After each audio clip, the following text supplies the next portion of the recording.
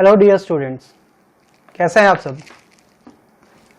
I hope आप सब अपने अपने घरों पे सुरक्षित हैं और खूब मज़े कर रहे हैं।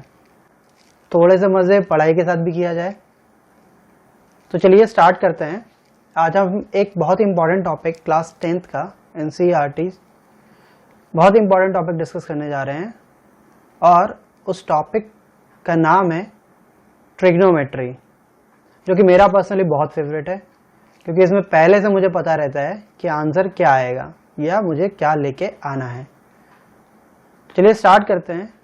इनिशियल स्टेज पे आपको ये थोड़ा सा कॉम्प्लिकेटेड लग सकता है, बट आई प्रॉमिस अगर आप डेली प्रैक्टिस करेंगे तो इससे इजी चैप्टर कोई नहीं है। तो चलिए स्टार्ट करते हैं।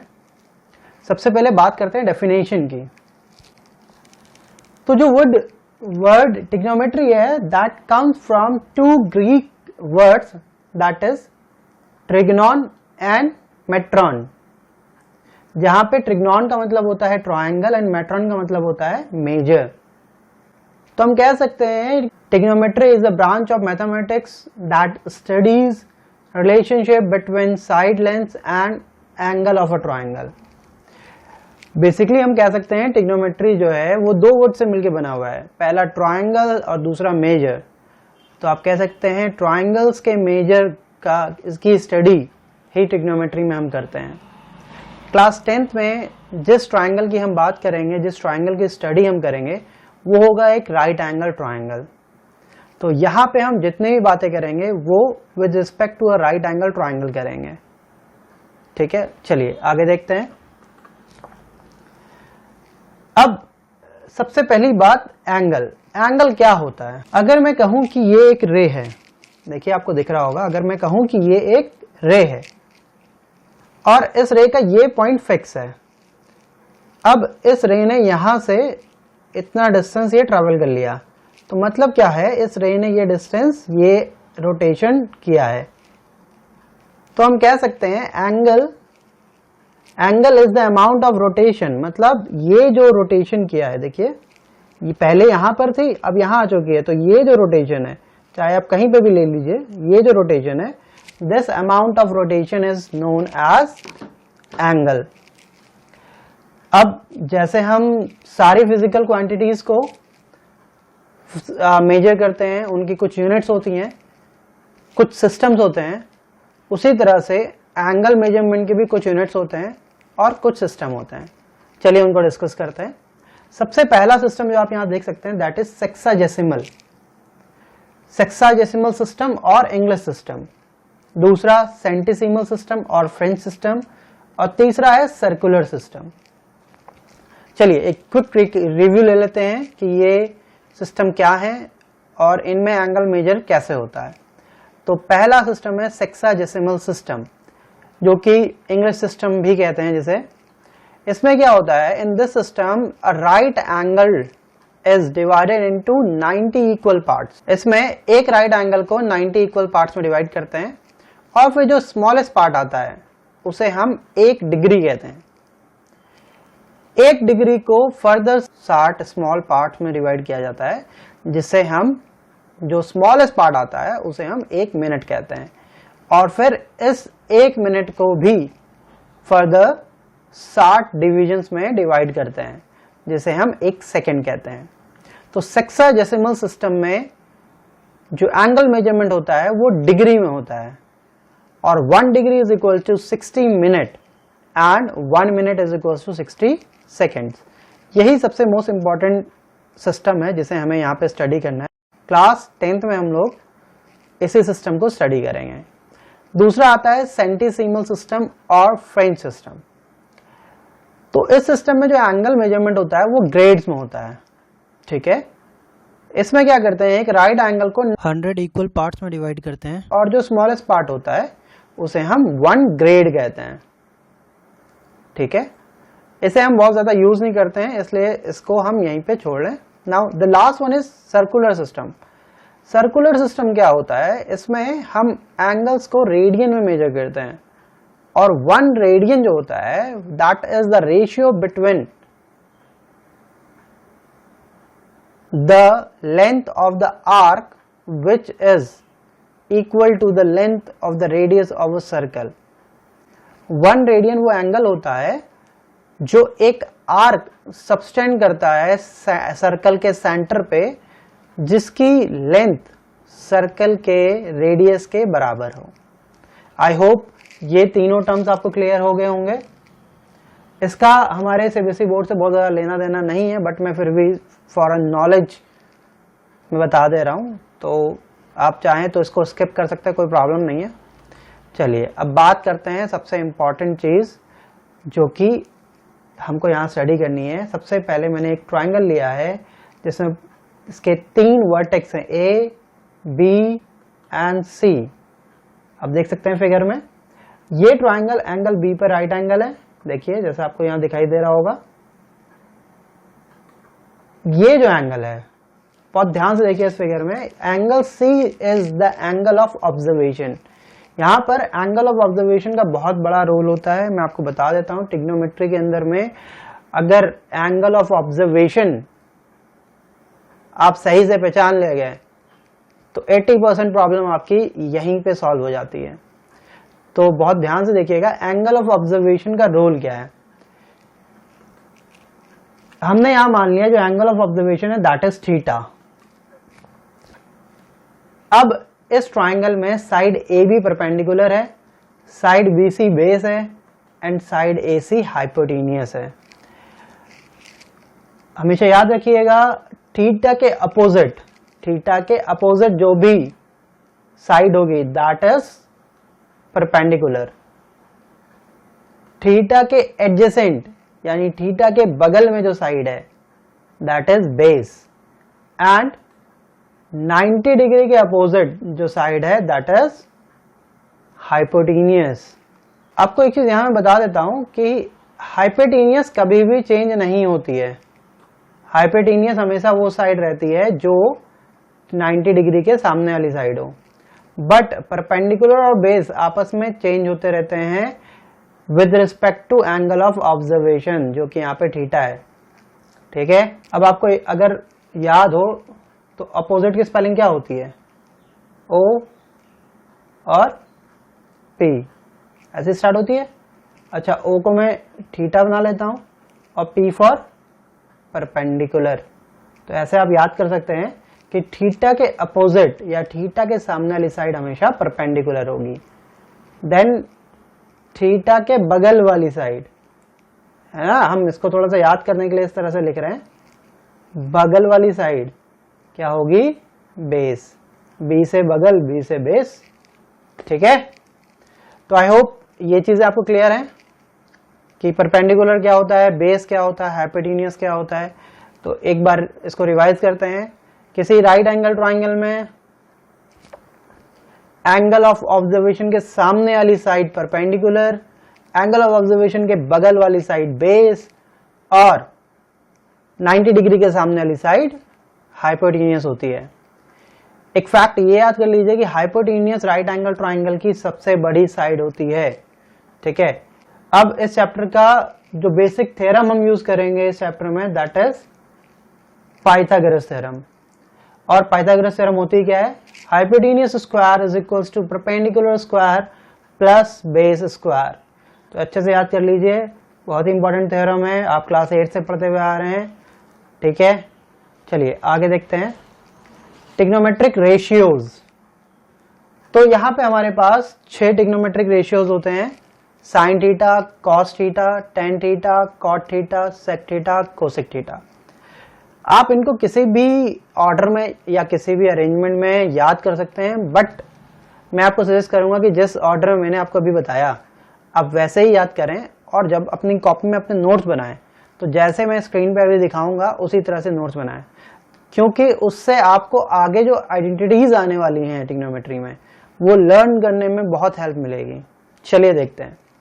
सबसे पहले हम देखेंगे, ये हमारे पास एक राइट एंगल ट्राइंगल है जिसमें ए बी परपेंडिकुलर है, बी सी बेस है और ए सी हाइपोटेनियस है, और एंगल सी हमारा एंगल ऑफ ऑब्जर्वेशन है and angle B is 90 degree. तो सबसे पहला रेशियो जो हम डिस्कस करेंगे दैट इज साइन थीटा। अब साइन थीटा आप देख सकते हैं यहाँ पे, साइन थीटा क्या है, sine theta is the ratio of perpendicular and hypotenuse. तो sine theta is the ratio of perpendicular and hypotenuse. तो P अपॉन H हम लिख सकते हैं शॉर्ट फॉर्म में। फिर देख सकते हैं cos थीटा क्या है, cos theta is base upon hypotenuse यानी B upon H, and tan theta is the ratio of perpendicular and base. अब देखिए यहाँ पे परपेंडिकुलर और बेस का रेशियो है जो कि P अपॉन B लिख सकते हैं। अब आगे देखते हैं, मैं आपको सजेस्ट करूंगा कि आप यहां से याद करें cot theta. cot theta is base upon perpendicular. अगर आप ध्यान से देखें तो cot थीटा जो है वो tan थीटा का रेसिप्रोकल हो गया है, दोनों एक दूसरे के रेसिप्रोकल हैं, देखिए ध्यान से। Then sec theta is the reciprocal of cos theta, तो sec थीटा हो जाएगा hypotenuse upon base, that is H upon B, and cosec theta is hypotenuse upon perpendicular, और you can say H upon P। तो आपको यहां से दिख रहा होगा कि जो साइन थीटा कॉस थीटा एक दूसरे के रेसिप्रोकल है, कॉस थीटा सेक थीटा एक दूसरे के रेसिप्रोकल है, और टेन थीटा कॉट थीटा एक दूसरे के रेसिप्रोकल हैं। आई होप इतना आपको दिख रहा है अच्छे से। चलिए आगे देखते हैं। अगर इन सबको मैं कंबाइन करके लिखूं P upon H, H upon B, P upon B, B upon P, H upon B, H upon P, तो इसको मैं इस तरह से लिख सकता हूं। आप देख सकते हैं यहाँ पे PBP अपॉन HHB। देखिए जो पहला P upon H sine theta, H upon B cos theta, P upon B tan theta. अब यहां से उल्टा करते हैं, B upon P cot theta, H upon B sec theta, H upon P cosec theta. अब इसको याद करने के लिए एक जो हमारे सर बताते थे वही मैं आपको भी बता रहा हूं। एक मंत्र है, और यू कैन से दिस इज अ स्टेटमेंट, एक लाइन है जिससे हम इजिली इस चीज को याद कर सकते हैं। पंडित बद्री प्रसाद हर हर बोले। तो जब हरी हरी बोलेंगे इजिली आप सीख सकते हैं, आपको बहुत जल्दी आ जाएगा। P for perpendicular, B for base and H for hypotenuse. तो the formula, the mantra is Pandit Badri Prasad Hari Hari बोल, और यू कैन यूज पाकिस्तान भूखा प्यासा हिंदुस्तान हरा भरा।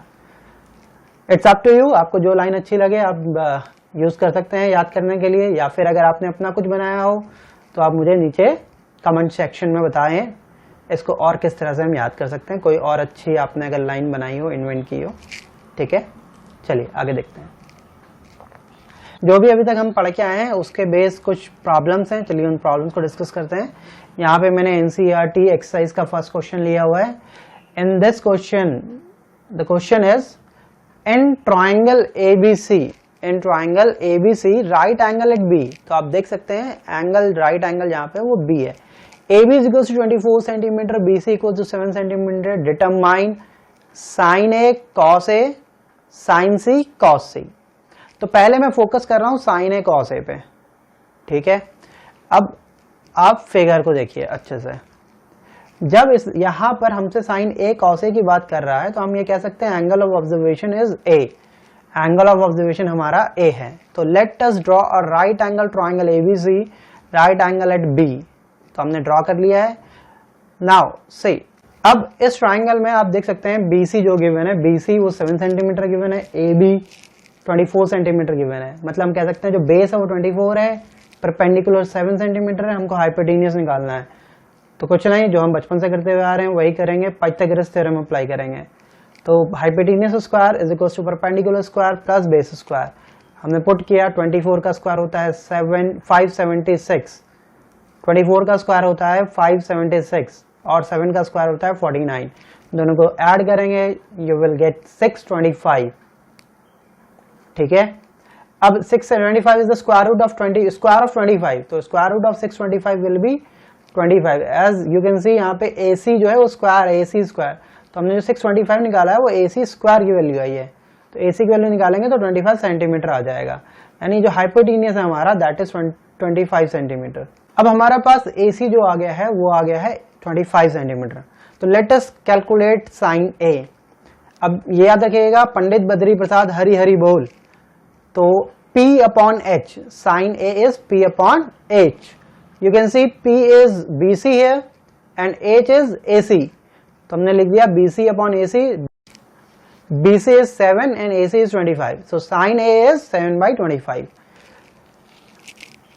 सिमिलरली हम cos A निकालेंगे, और आपको अगर याद हो मंत्र, दैट मंत्र, तो cos A is base upon hypotenuse, that is B upon H, और यहाँ पे बेस है AB और H है AC, तो cos A आ गया B upon H, that is 24 upon 25।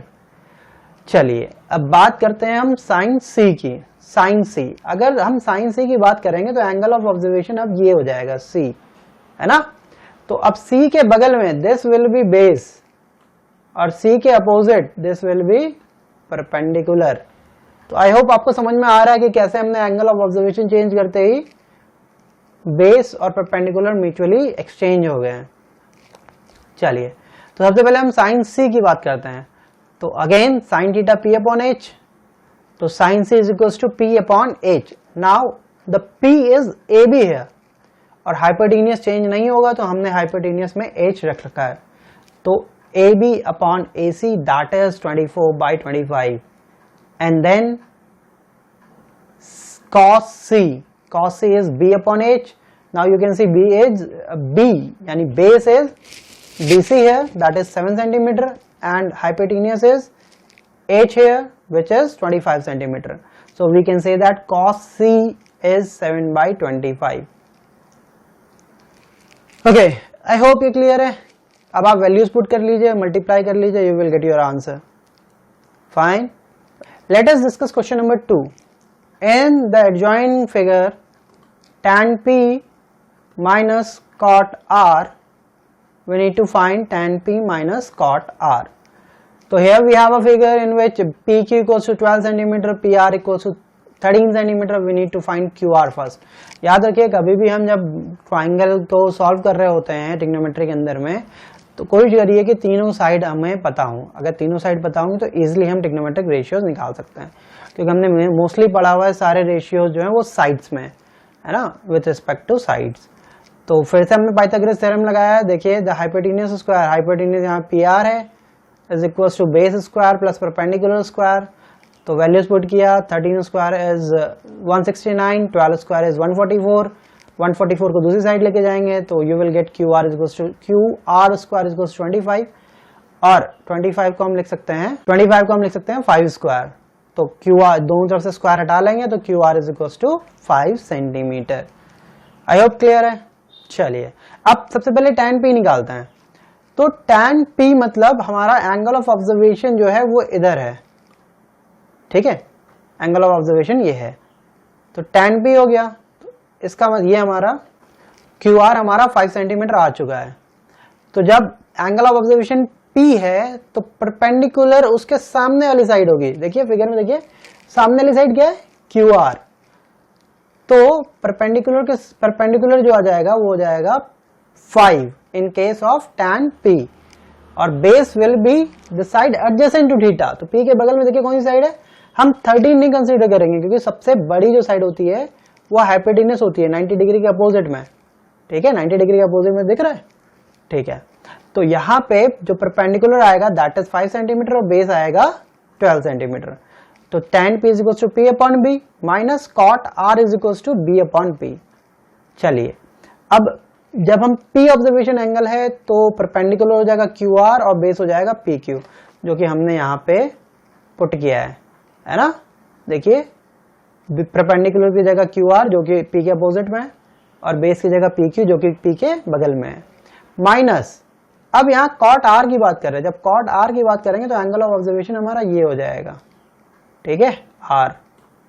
अब जब ये एंगल ऑफ ऑब्जर्वेशन हो जाएगा तो ये परपेंडिकुलर हो जाएगा और ये बेस हो जाएगा, यानी B अपॉन P। तो सबसे पहले B लिखेंगे तो base is 5 centimetre, that is QR, and the perpendicular is PQ।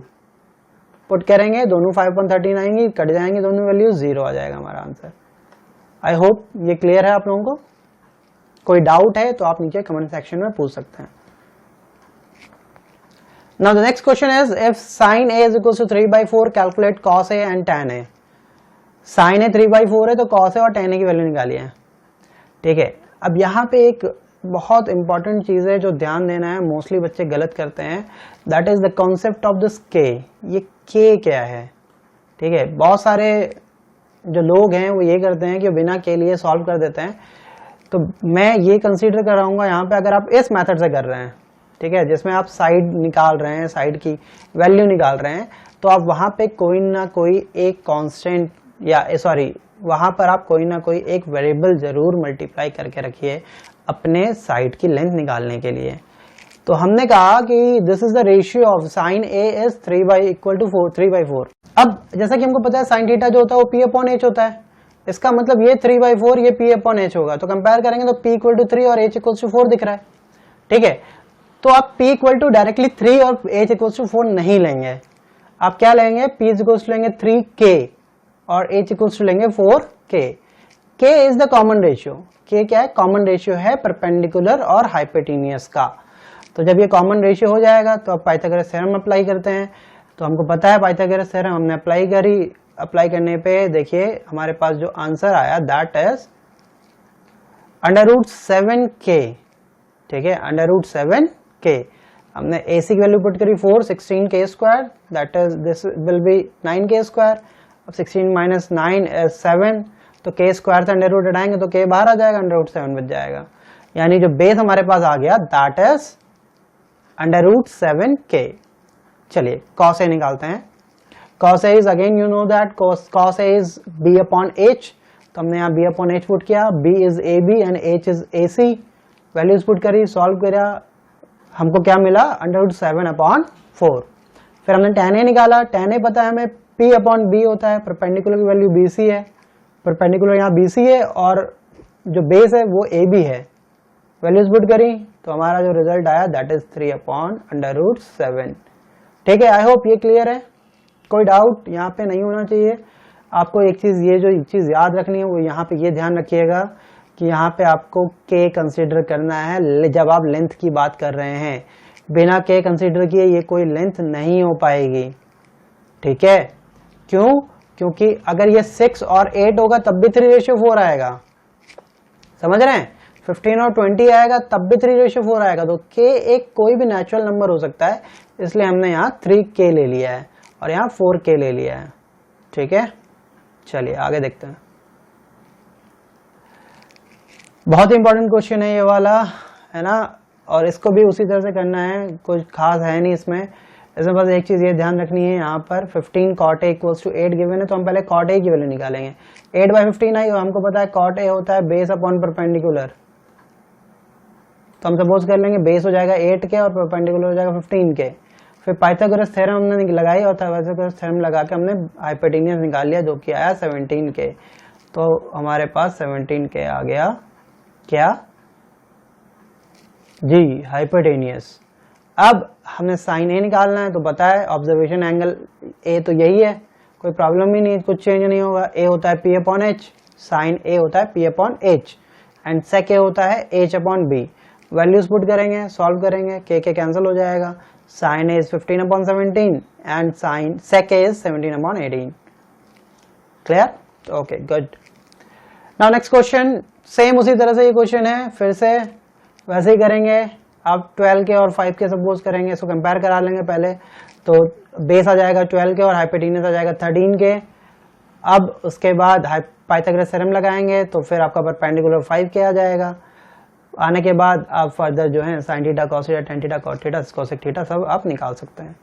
I hope यहाँ तक आप कर लेंगे। चलिए एक और क्वेश्चन डिस्कस करते हैं। 6 question, angle A and angle B are acute angle such that cos A = cot B। ये एक ट्राइंगल है जिसमें एंगल ए और बी एक्यूट है और वो ये कंडीशन सेटिस्फाई करते हैं कि cos A और cos B इक्वल हैं। तो हमको दिखाना है कि एंगल ए और बी इक्वल होंगे। चलिए बहुत सही बात है। पहले हम सपोज करते हैं कि ये ऑब्जर्वेशन एंगल है, तो हमको पता है cos थीटा होता है b अपॉन h, सबको पता है ना। cos थीटा क्या होता है, b upon h। If A is observation angle, then B will be AC and H will be AB। जब A जो है वो ऑब्जर्वेशन एंगल होगा तो बेस क्या हो जाएगा, AC हो जाएगा और हाइपोटेन्यूस तो AB है, तो A cos A = हो जाएगा AC अपॉन AB। फिर बात करते हैं cos B की, तो जब हमारा एंगल ऑफ ऑब्जर्वेशन B हो जाएगा,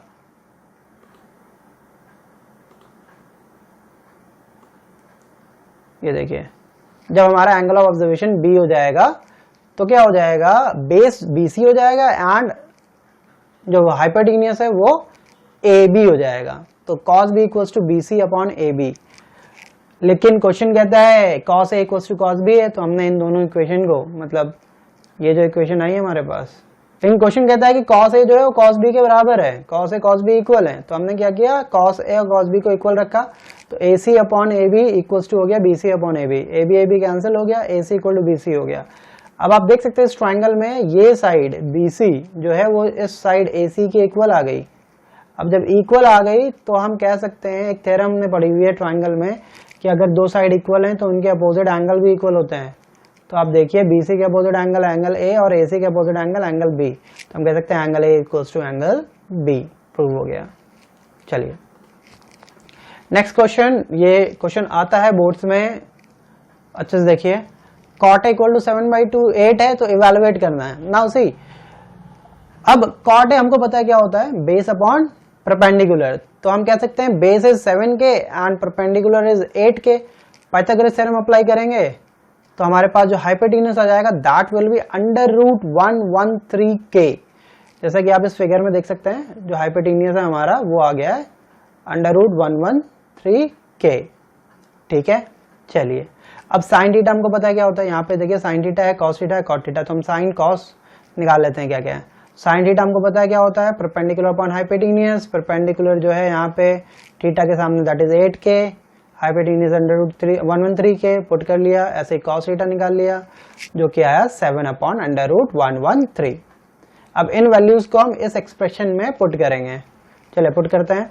तो 1 माइनस साइन थीटा माइनस, यहाँ पर मैंने एक आइडेंटिटी यूज कर ली है a plus B a minus B, जो होता है a square minus B square. तो 1 square is 1 minus sine square theta. Same नीचे भी यूज कर लेंगे 1 प्लस कॉस स्क्वायर थीटा। अब वैल्यूज पुट करते हैं साइन थीटा कॉस थीटा की, ये आ जाएगा, देखिए स्क्वायर करेंगे तो अंडर रूट हट जाएगा नीचे से और 8 का स्क्वायर हो जाएगा 64। सेम यहाँ पे 7 square is 49 and under root यहाँ से हट गया। इनको सॉल्व किया एलसीएम लेके तो 49/64 आ गया। नाउ कॉट स्क्वायर थीटा निकालने के लिए हमने सीधे कॉट स्क्वायर को cos theta upon sine theta भी लिख सकते हैं। अच्छा, आपको तो पता ही नहीं कॉट थीटा को क्या लिख सकते हैं। चलिए कोई बात नहीं, अगर ये नहीं करना चाहते हैं आप तो उसका दूसरा तरीका है। चलिए अब आपको पता है कॉट स्क्वायर थीटा जो होगा वो b upon P whole square होगा। ठीक है, जैसे कि आप यहाँ देख सकते हैं b upon P whole square. Base अपने पास 7 है और परपेंडिकुलर 8 है, पुट कर दिया। 7 square is 49 and 8 square is 64। तो यहाँ से कॉट स्क्वायर थीटा की वैल्यू भी आ गई।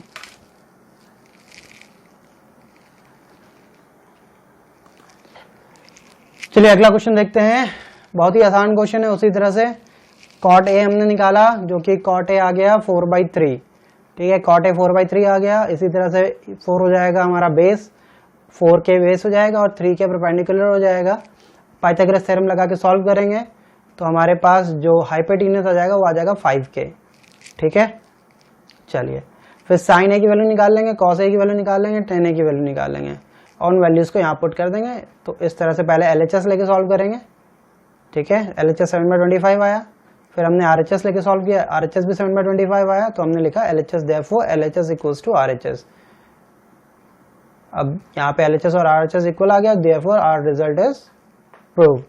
ठीक है, चलिए अगला क्वेश्चन देखते हैं।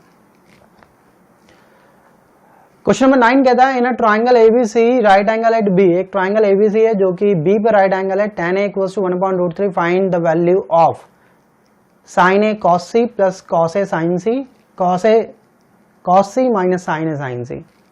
तो आप देख सकते हैं tan A इक्वल्स टू 1/√3 है। तो अगर हम इसको P अपॉन B से कंपेयर कराएं तो P is 1k and B is √3k। तो हमने सपोज कर लिया 1k is nothing but k।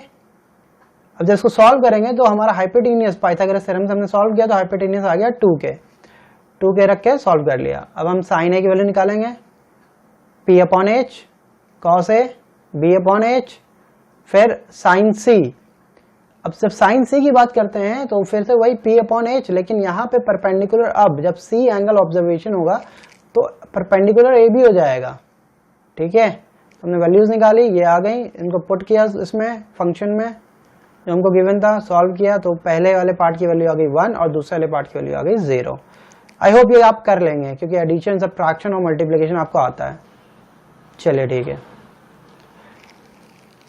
One of the very most important question of this exercise, बहुत ध्यान से देखिए इसमें क्या है। In this question it is given that in triangle P Q R, right angle at Q, P R plus Q R equals to 25 and P Q equals to 5 centimetre.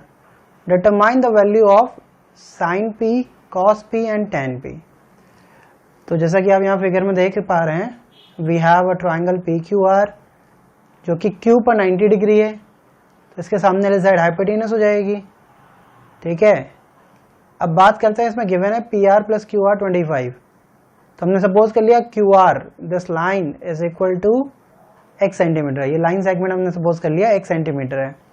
अब अगर देखिए, अगर यहाँ पे x हम पुट करें तो P R plus X equals to 25, और x को जैसे ही उधर लेके जाएंगे तो ये हो जाएगा P R equals to 25 minus X, जो कि हमारा यहाँ पर आ गया है। चलिए अब पाइथागोरस थ्योरम यूज करते हैं। Hypotenuse square is equals to the base square plus perpendicular square. तो हाइपोटेनस है हमारे पास 25 माइनस एक्स, पुट कर दिया। बेस है x, वो पुट कर दी, और परपेंडिकुलर है 5, इसकी वैल्यू भी पुट कर दी।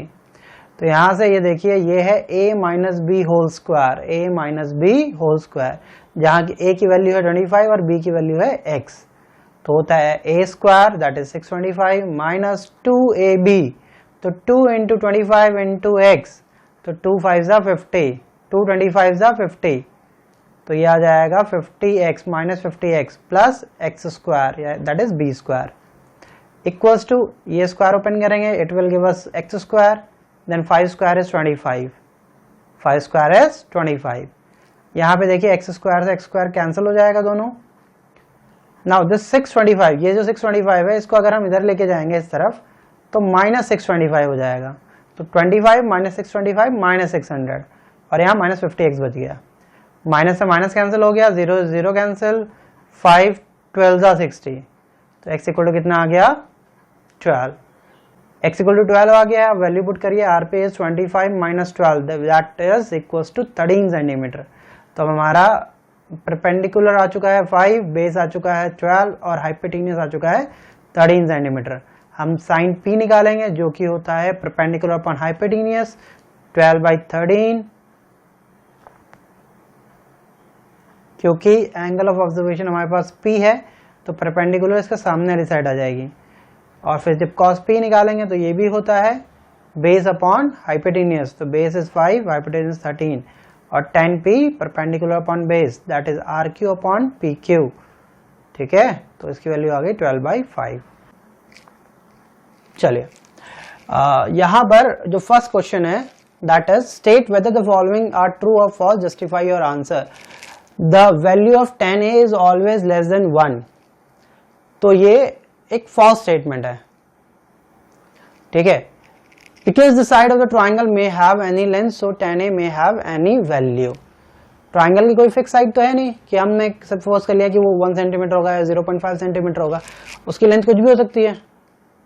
ठीक है, तो tan थीटा की वैल्यू भी कुछ भी हो सकती है। ठीक है, लेस देन 1 नहीं होगी, है ना। अभी हम आगे पढ़ेंगे कि कैसे कैसे वैल्यूज होती हैं, फिलहाल इतना। Next thing is sec a is equals to 12 by 5 for some value of angle a। ठीक है भाई, we know that sec a क्या होता है, hypotenuse upon base.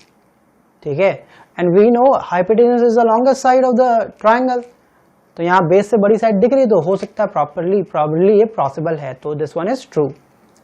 Now the third one is cos A is the abbreviation used for cosecant of angle A। बिल्कुल नहीं, cos A जो होता है वो cosecant का नहीं होता है। cosecant का जो abbreviation that is cosec। ठीक है, cos जो होता है वो abbreviation है cosine का, sin, cosine, tangent, cotangent, secant and cosecant। sin theta, sin, cos, cosine, tan, tangent, sec, secant, cot, cotangent, cosec, cosecant। ठीक है, ये फुल फॉर्म है जो मैं आपको पहले बताना भूल गया था। Now the next part is cot A is the product of cot and A। बिल्कुल सरासर गलत है ये। cot तो एग्जिस्ट करेगा ही नहीं अकेले जब तक उसके साथ हम एंगल नहीं लिखेंगे। ठीक है, तो cot is the ratio of base and perpendicular, तो ये सरासर गलत है। Now last one is sin theta is equal to 4/3 for some angle theta. अब याद करिए sin थीटा क्या होता था, परपेंडिकुलर अपॉन हाइपोटेन्यूस। हमको पता है कि जो हाइपोटेन्यूस है, देखिए sin थीटा इक्वल टू 4/3 है, क्या ये ट्रू है? तो आप जानते हैं कि sin थीटा क्या होता था, परपेंडिकुलर अपॉन हाइपोटेन्यूस, और हमें पता है हाइपोटेन्यूस किसी भी राइट एंगल ट्रायंगल में सबसे बड़ी साइड होती है, बिल्कुल होती है ना। ठीक, अब अगर वो सबसे बड़ी साइड होगी तो परपेंडिकुलर से बड़ा हो ही नहीं सकता, लेकिन यहां परपेंडिकुलर हाइपोटेन्यूस से बड़ा है, तो ये गलत है। चलिए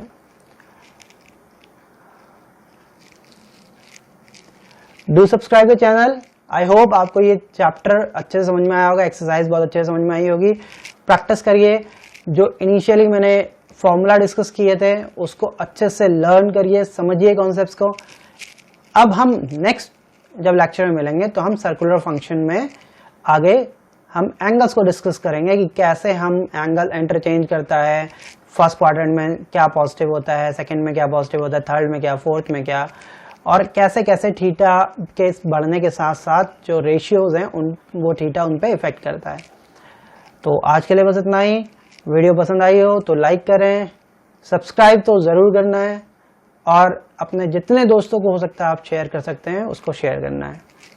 thank you, keep learning, stay safe.